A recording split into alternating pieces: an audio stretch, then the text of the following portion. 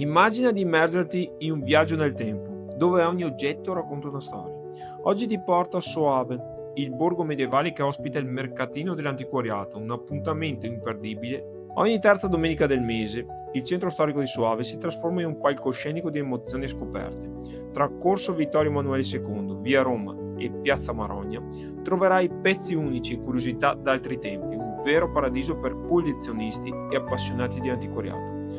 Ma non è solo un mercatino, è un'esperienza completa. Mentre passeggi tra bancarelli di mobili d'epoca, stampe, orologi e tanto altro, potrai anche scoprire la bellezza di Soave, il borgo famoso per il suo castello scaligero e il celebre vino Soave DOC. Ricorda, il mercatino dell'antiquariato si svolge ogni terza domenica del mese, dalle prime ore del mattino fino al tramonto.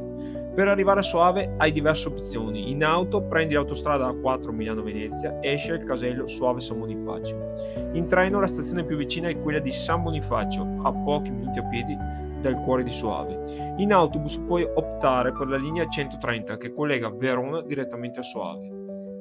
Lasciati sorprendere dal fascino senza tempo di Soave. Ogni angolo, ogni bancarella racconta storie di epoche passate e ti regala emozioni autentiche. È il luogo ideale per chi cerca un'esperienza unica tra tradizione e modernità. Se l'idea di scoprire tesori nascosti e vivere un'esperienza indimenticabile ti ha conquistato, non perdere l'appuntamento per seguire questo canale.